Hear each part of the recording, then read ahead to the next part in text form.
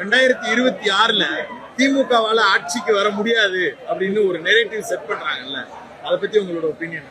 கிட்டத்தட்ட 76 ஆண்டுகளா ஒரு கட்சி மக்கள் மத்தியில நிலையா மக்களுக்கான ஆட்சி, மக்களுக்கான திட்டங்கள், சமத்துவம், சமூக நீதி இப்படியான கொள்கைகளை பரப்பிட்டு இருக்கிற ஒரு மிகச்சிறந்த கட்சி. அது எப்படி 2026 ஆட்சிக்கு வராம? கொள்கை எல்லாம் தேவையில்லை, எங்க தலைவனோட முகமே பிராண்டு அப்படின்னு ஒரு கட்சி சொல்லுது. அதுவா சொல்றது? ரசிகர்கள் கூட்டம் அப்படிங்கிறது வேற, இங்க வந்திருக்கிற தொண்டர்கள் கூட்டம் அப்படிங்கிறது வேற. இது இந்த ஆட்சிக்காகவும் நம்ம கொள்கைக்காகவும் சமத்துவம் சமூக நீதிக்காக வந்த கூட்டம் இவங்க. அவங்க வந்துட்டு ரசிகர்கள், இப்ப அஜித் குமார், ரஜினிகாந்த் சார் வந்தா கூட தான் வந்துட்டு நிச்சயமா கூட்டம் வரும். அது நார்மல். ரசிகர்கள் கூட்டத்துக்கும் தொண்டர்கள் கூட்டத்துக்கும் இன்னும் வித்தியாசம் தெரியாத ஒரு அரசியல் கட்சி தலைவரா திரு விஜய் அவர்கள் இருக்காரு அப்படிங்கறதான். தாவேகாவுல வைக்கக்கூடிய மாநாடு நிகழ்வு, இதுல வரக்கூடிய கூட்டங்களுக்கும் இங்க திமுகவுக்கு வந்திருக்கக்கூடிய இந்த கூட்டத்துக்குமான வித்தியாசமா என்ன உணர்றீங்க?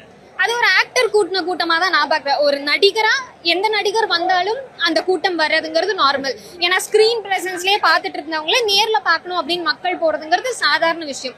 ஆனா ஓட்டா மாறுமா அப்படிங்கறது வந்துட்டு அது நிச்சயமா மாறாது அப்படிங்கறதுதான். இங்க வந்திருக்கிறவங்க காலங்காலமா வந்துட்டு திமுக திராவிட முன்னேற்ற கழகத்தோட கொள்கைகள், நம்ம மாண்புமிகு முதல்வர் அவர்கள் வகுக்கக்கூடிய திட்டங்கள் எல்லாமே பார்த்து வரவங்க.